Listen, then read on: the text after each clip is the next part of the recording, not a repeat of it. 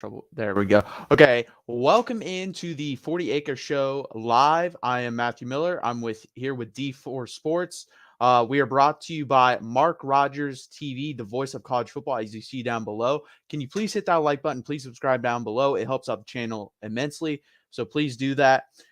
Texas wins this game 34-27. Some of the things keep rearing their ugly head, as you saw in this game, D4. We tried to give it away again in the second half. Tackling was an issue. What are your overall thoughts on this game? Yeah, man, tackling was an issue. There was several issues that came to rearing its ugly head in the second half, of course, but we did everything we could to give that game away, but ended up holding on at the end. A big snacks got us a much needed turnover there at the end to seal the game, and but I'm happy to come out of the win against a very very game Kansas State team.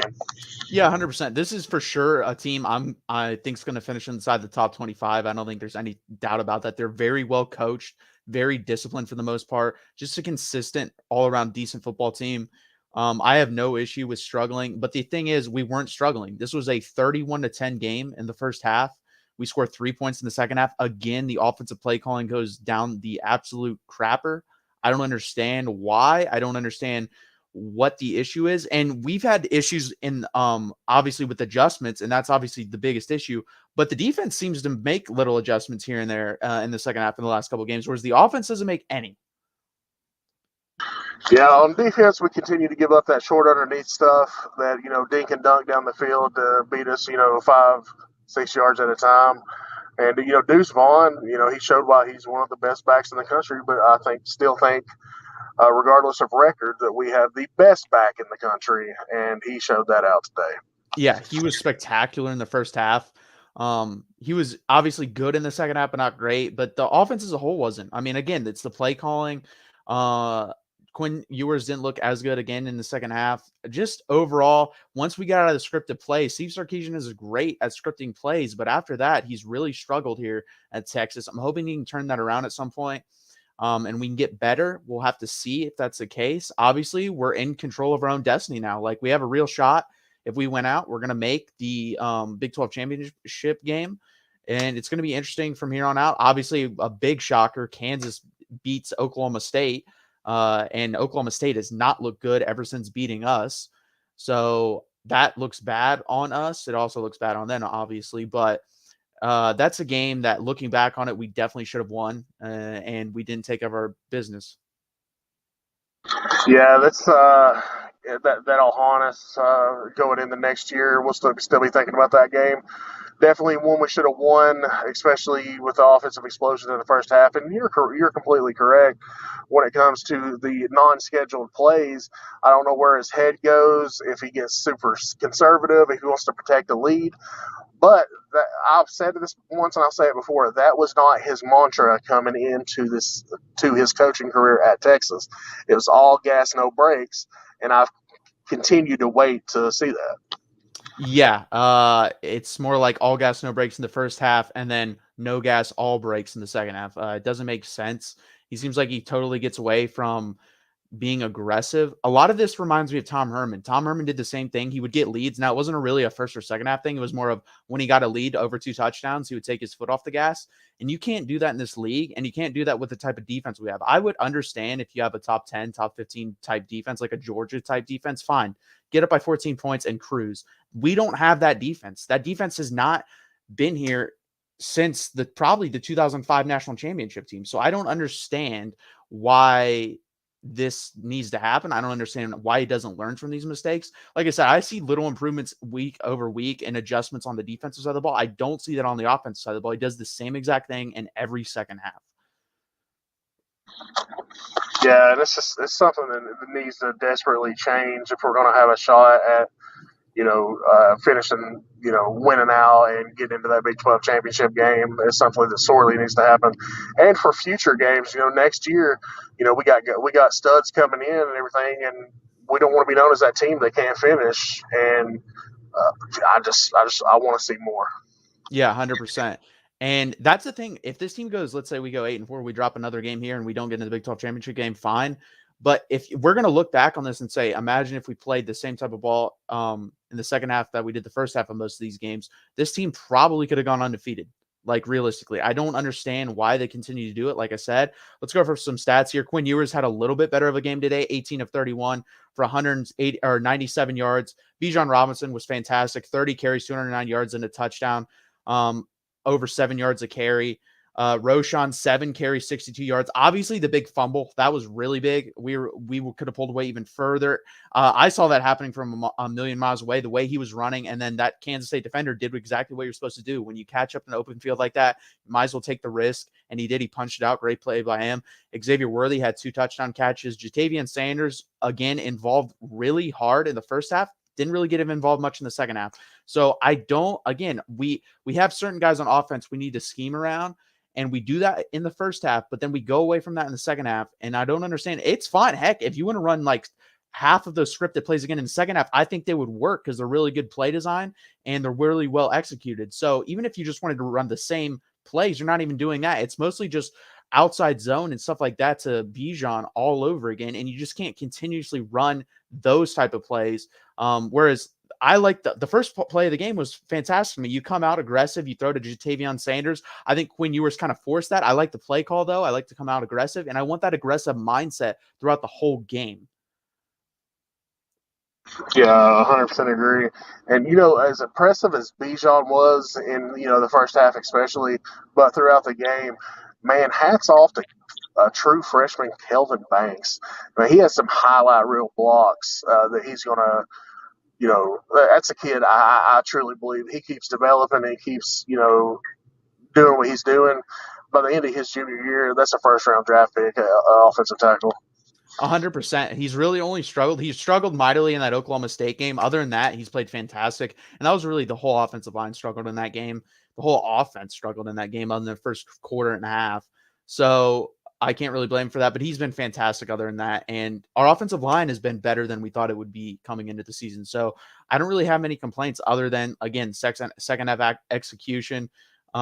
Defensively, we get unlucky with a lot of these, like the Malik Knowles tip pass up in the air, the fumble that bounced a million times and somehow they got it. The one that went out of bounds where the guys are hustling to the ball. That's what I see this year is way more effort. I will say that there's way more effort on that side of the ball. Last year's team wouldn't even have run over to that ball, to be honest with you, on the sideline. A lot of those guys wouldn't have. So I see that as a giant improvement on the defensive part of the ball, defensive side of the ball.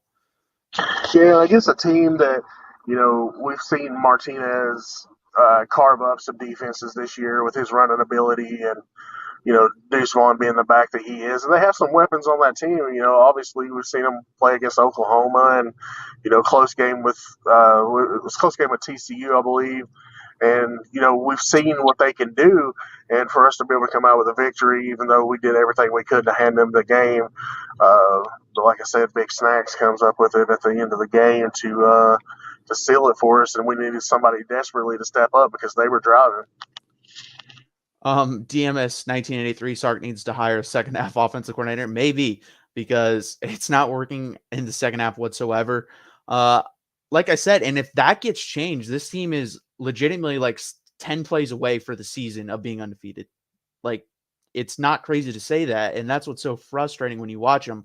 There's obvious improvements that have been made from year 1 to year 2, but to take that next step is going to be the hardest one. And Texas hasn't been able to take that next step. We've been able to win 10 games, guys. We did that with Tom Herman. We've been able to win 9 games a couple times at the end of Mac Brown's there, but we haven't been able to take that next step, to take that elite tier step. And that's what this program needs to do.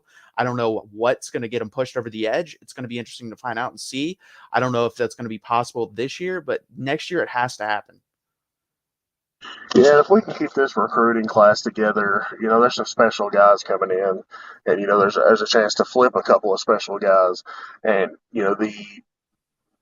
I see the effort on our defensive side, where we may be lacking in some kind of talent, or deficiencies at certain positions.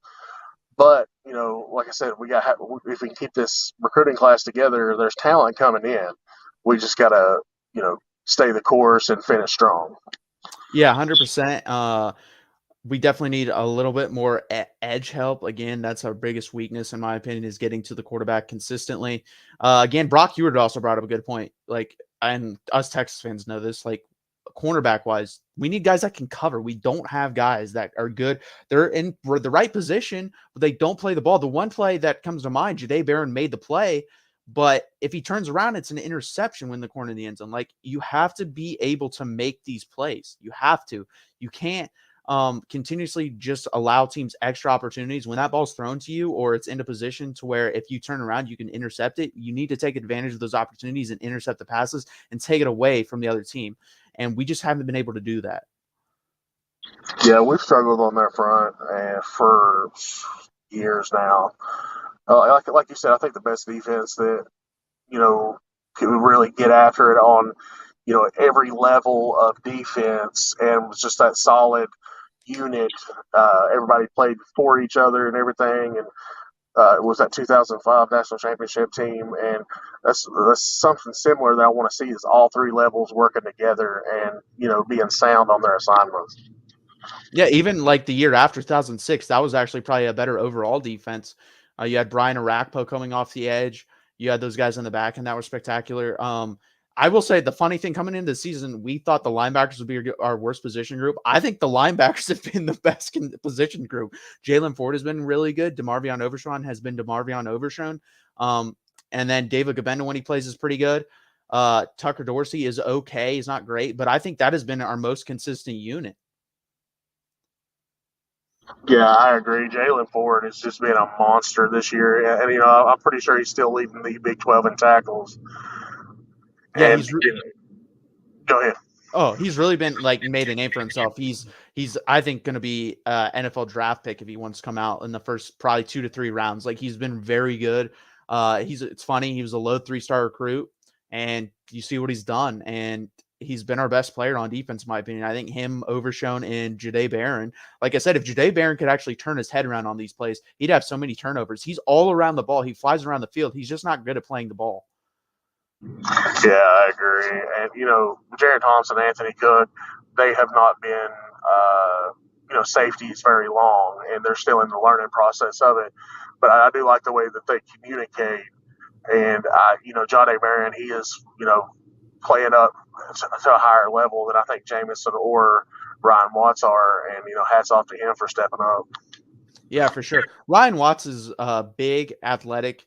He looks the part, but they're just, again, not great at playing the ball. Deshaun Jameson has had his moments. He is actually probably the best guy at playing the ball. He gets burned in coverage sometimes, but it definitely has like the most wide receiver type skills on that back end. Anthony Cook has been okay at safety. He's definitely was way better at the star position last year, or nickel. He was really good actually at nickel last year. Spectacular. He was probably our best defensive player other than Overshown. So he's struggled at safety, but that's to be expected. It'll be interesting to see if he comes back.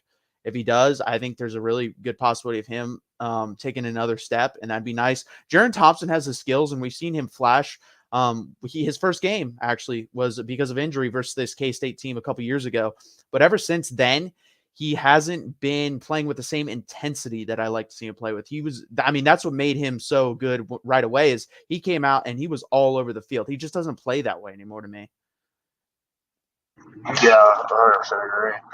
Uh, I can't complain, too much when it comes to the final result. But as always, every game, it doesn't matter. In the 49-0 win over Oklahoma, we can find something wrong.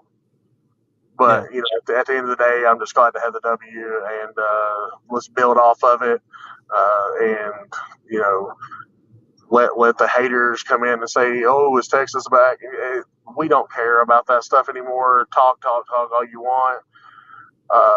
But I'm just glad to see us finish a game. Yeah, for sure. And what did you think about TCU? They played today. They won. We play them next week. How do you think that game's going to go? Do you see? I know at the beginning of the season, we both expected Texas to roll in this game rather easily because you got Gary Patterson revenge factor. We also didn't think TCU would be this good. I had them as like a 500 type team. I think you did as well. Obviously, they are way better than that. People can say what they want. They're a legitimately top 12 team in the country. In my opinion. They may lose a game or two here, but I think in this year of college football, they're legitimately a top 12 team. So we need to bring our A game. Yeah, listen, this is a team that's very dangerous. You know how Max Duggan plays against Texas. They have two capable running backs. They have absolute burners at the receiver position, and the defense ain't no slouch.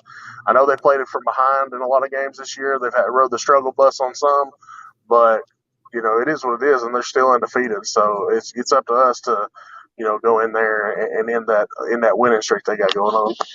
Yeah, 100%. And it's going to be interesting. Obviously, Quentin Johnston committed to Texas. We could really use him at Texas. He's the type of guy we would really, I think, utilize very well alongside an Xavier Worthy. And he's been fantastic with them. Max Duggan, like you said, has been given nightmares to Texas fans for a long period of time because he wasn't good. And then he is good this year. He's for sure a better quarterback. He reminds me a lot of Bo Nix, the development he has made. He used to be just a runner and he would run all over us, and now he can throw too. And it's going to be interesting to see if we can keep him in the pocket. I think he's basically a healthy or better version of Spencer Sanders, and you saw what Spencer Sanders did to us. So we need to adjust. We need to play better, obviously, than we did versus Oklahoma State with Spencer Sanders. And hopefully we can contain him inside the pocket and go forward and win this football game. Yeah, that's one thing the defense is going to have to do. You're going to have to contain that guy, and don't give up the deep shot. Is what we're going to have to do. I mean, I hate to say that, with our defense because we give up the dink and dunk stuff all over the field anyway. But we haven't really been susceptible to many deep balls this year. So, but they, like I said, they have burners, and I think this may be a game where Ryan Watts may get exposed a little bit because he is the tall, lanky corner, but he doesn't have the speed of a Jameson or a Jahdae Barron. You know what I mean?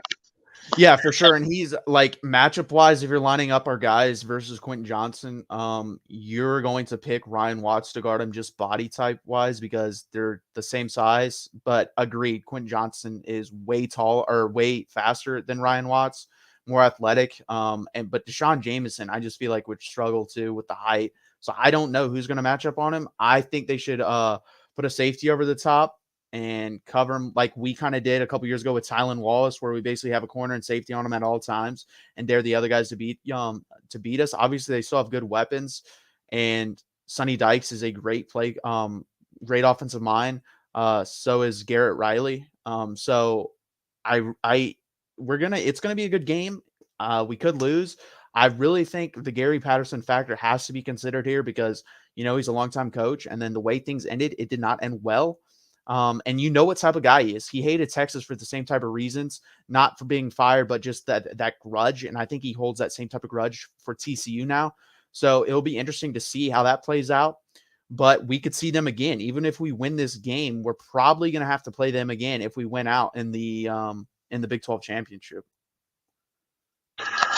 Yeah, that's what it's looking like, and like the Big 12, it's like everybody's just feeding off each other. You know what I mean?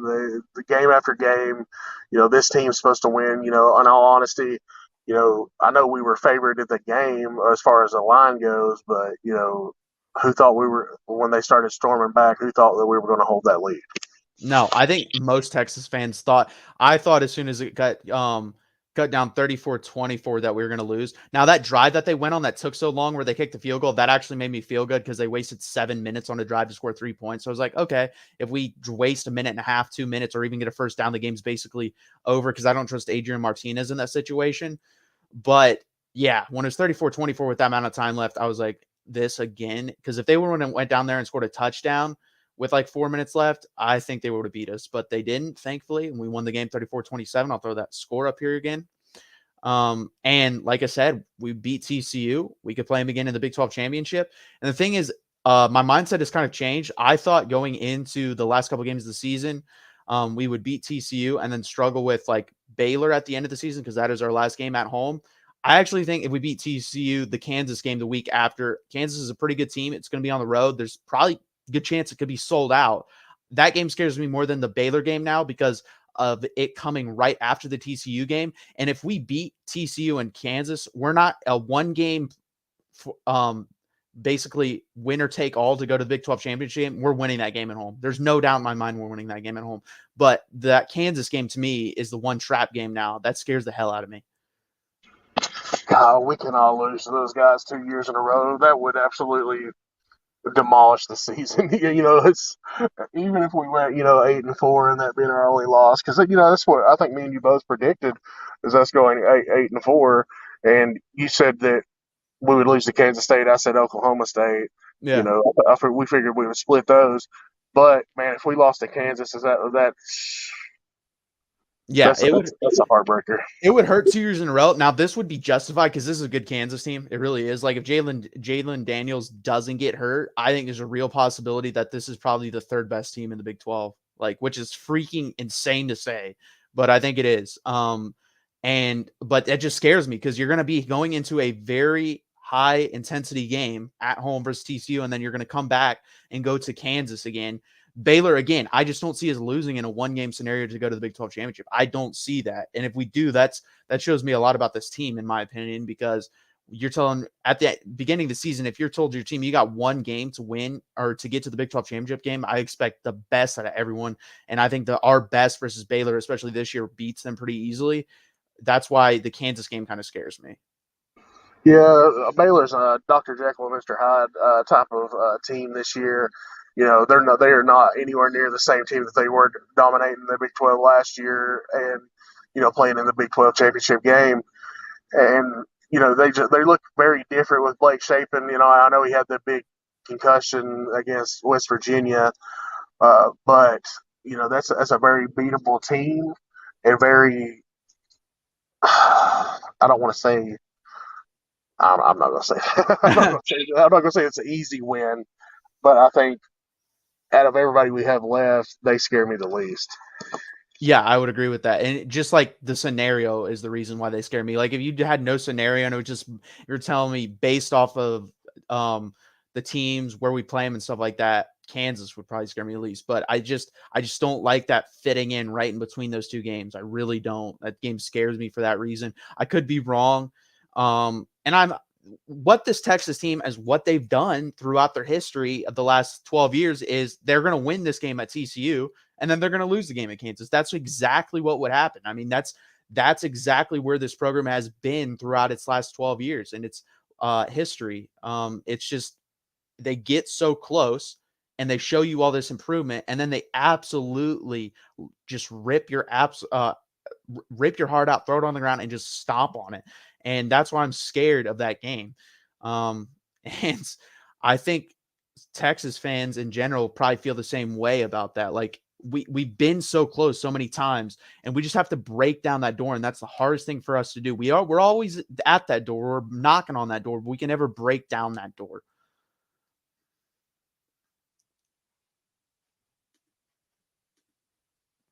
But did anything else stand out to you in this game, D4?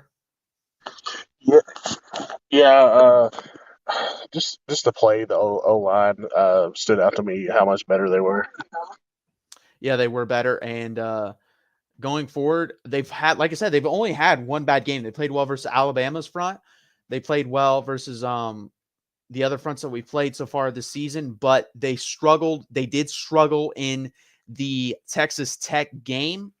That could have been a one-off, and that's fine if that's a one-off. That's acceptable. Texas Tech is a pretty good team. They're not great, but they're pretty good. And we're missing Quinn Ewers, our starting quarterback. So I don't have a gigantic issue with that. I do have an issue in the Oklahoma State game where Oklahoma State's defense is atrocious. I mean, you've seen what they've done the last couple of weeks. Kansas State destroyed them. They just lost to Kansas. Again, Kansas is a pretty good team, but still, you can't be losing the way they did, giving up over 30 points to Kansas. And I believe Jalen Daniels didn't even play that game. I believe it was Jacob Beam again. He's pretty good, but he's still a backup quarterback. It's just in general, this team, again, a lot of I know he said Dr. Jekyll and Mr. Hyde. For Baylor, there's a lot of similarities this year between Texas, what Texas has been the last 12 years and what Baylor is this year. We have a lot of good. We have a lot of talent, but that doesn't consistently come through sometimes, and that's our biggest issue. So we'll see going into the TCU game. They're undefeated. I would expect them with the Clemson loss to probably jump up, maybe stay the same because of LSU beating Alabama. But I think they'll probably be 6th. They should be. They're not getting the respect they deserve, in my opinion. Like I said, I think they're a legitimate top 12 team in this country. Right now, because of the record, they're going to be probably, like I said, 6 or 7. But I would, and we saw what happened to Clemson today, guys. I really believe you put TCU and Clemson on the field, TCU beats them. I 100% believe that. I believe that before this game. I definitely believe it now. They're not getting the respect they deserve. The Big 12 is the deepest league in the country. Anyone that questions that has not watched this league. It is the deepest league. I'm not saying we have a great team, but we don't have a bad team. For sure, we don't have a bad team. And I think there's like 4 top 25 teams in this conference, and that's really good. I think the only other conference that can really say that is the SEC. I don't think the Big 10 has 4 top 25 teams. Illinois showed itself as a fraud today. You saw that, obviously losing to Michigan State.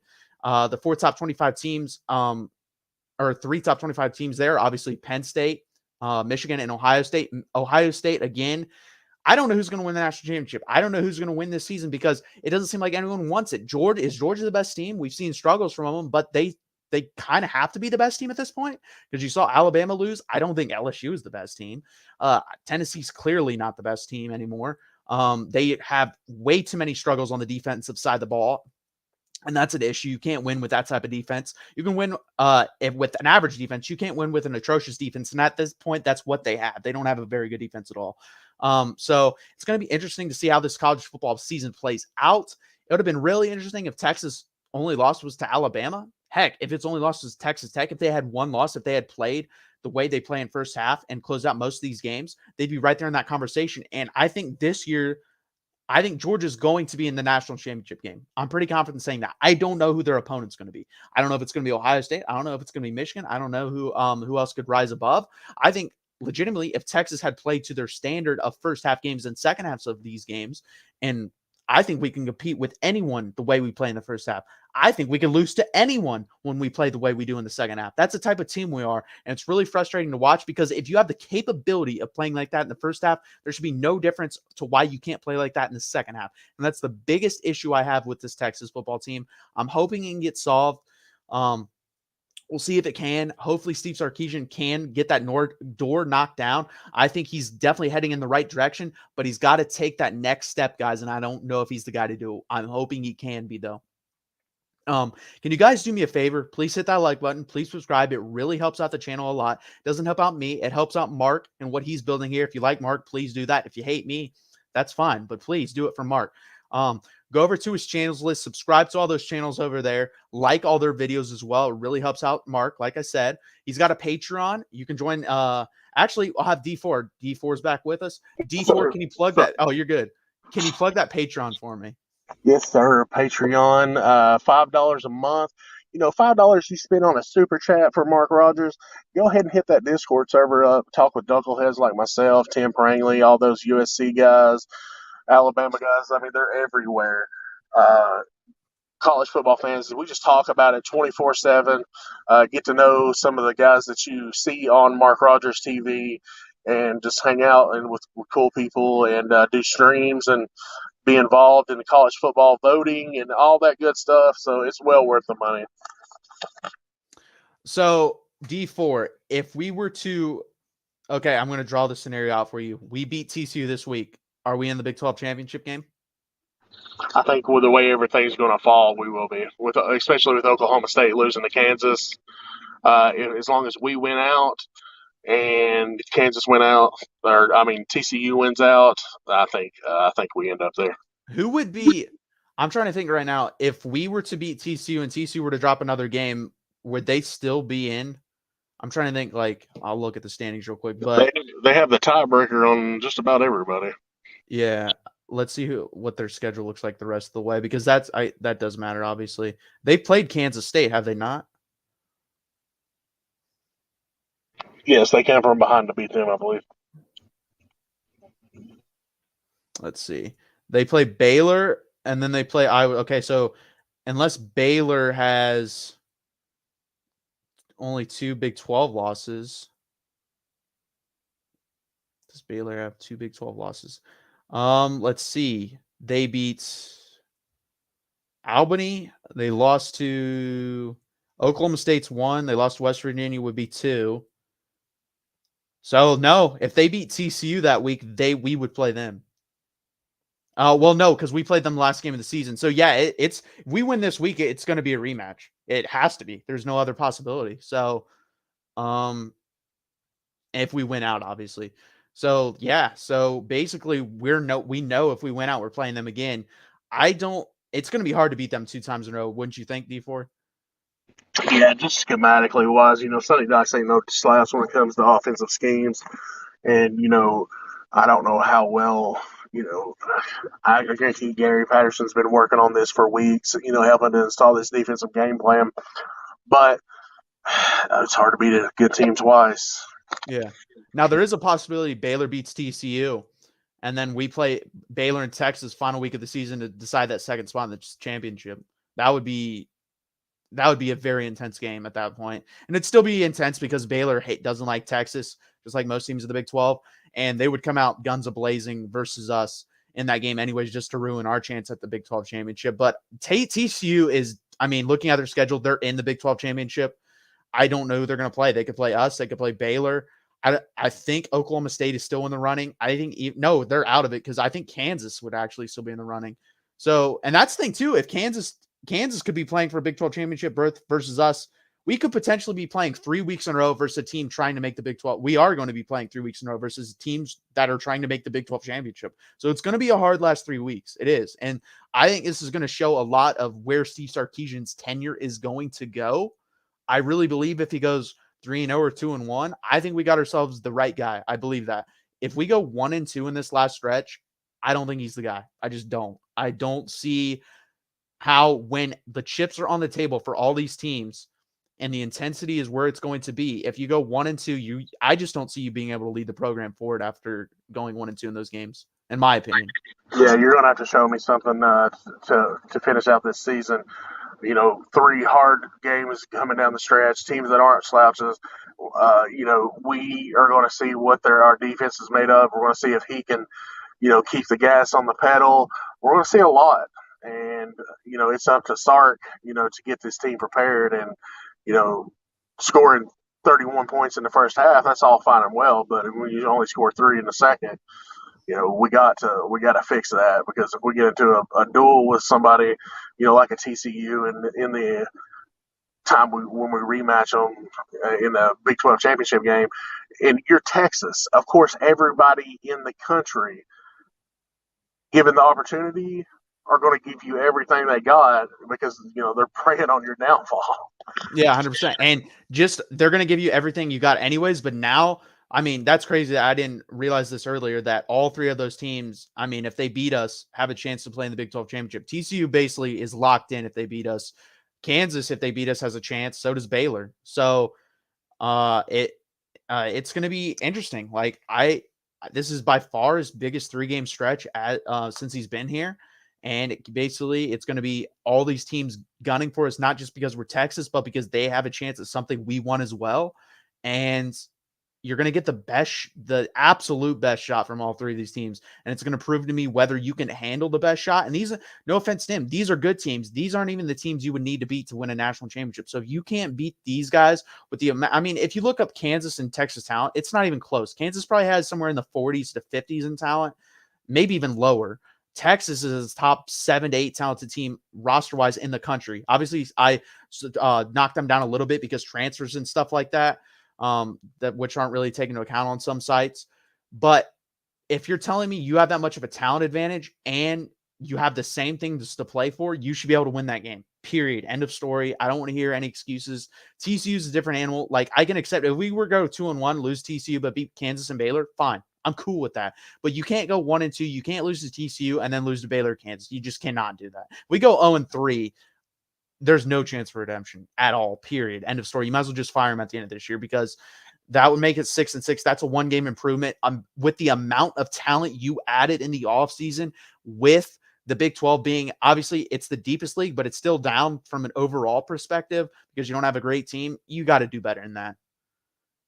Yeah, and another thing, we may be playing for a shot at the Big 12 championship, but we're playing for recruits, like I mentioned earlier. These these battles coming up with these teams are detrimental. It could be detrimental to recruiting. Cedric Baxter, of course, taking his visit to Florida State. Them wooing him down up there. Jonte Cook is always a flip risk. Malik Muhammad. You know, uh, just these guys. Let's get finish the season strong and get these guys like truly locked in. Let them see something that's being built instead of crumbling at the end of the season. Yeah, 100%. And if you look at the teams like who we're competing against recruits wise, TCU is going to have a lot of competition with us for recruits.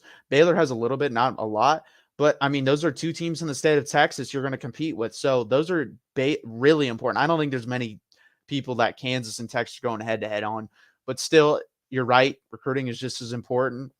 I think this is where we're going to end, guys. Obviously, Texas gets the win 34-27. Please hit that like button. Please subscribe, but down below, it really helps out the channel. D4, go over and follow him, subscribe to him. D4, do you have anything else for the people before we leave? Nah, just like he said, hit that like and subscribe button. Help us to grow this Texas channel. And if y'all don't mind, uh, share it out, Facebook groups, different stuff like that you guys are involved in, and hit up that Patreon. Like I said, $5. You know, it's not a whole lot. Just like I said, we talk college football 24/7, and you can be a part of it. There's about 90 some of us in there, and we hang out, talk college football, and have a good time. And I think y'all would really enjoy it. Yeah, you like I said, $5 a month is nothing now, especially with how much everything costs. So please go do that. Like he said, if you don't even have to share it out, show it to someone on their phone, pull it up on their YouTube, have them like the video. They don't even have to watch it, just like the video. It really helps out. We're trying to grow this Texas channel, not just for you guys, not for just for us, but for especially Mark for all the hard work he puts in. So please do that. Get as many people as you can to like this video and subscribe to the channel. It helps out. Like you said, get us to 5,000 subscribers. That's the goal here. By the end of let's say at the beginning of next college football season, let's get us to 5,000 subscribers. I think that's possible. It's realistic. If we go over that, fantastic. But that's basically doubling the channel. That would be awesome, guys. So please make that your goal as well. Like that, or hit the like button, subscribe down below. We will see you next week with a gigantic post-game show, probably going on the multicast over on Mark Rogers' main channel as well. TCU versus Texas, a top probably 20 game at that point. Definitely TCU will be in the top 10. Texas, I'm thinking, will probably be a top 20 team. So please tune in for that. It'll be fun. This is where we'll end it, guys. Texas wins 34-27. Thank you, guys. Cool.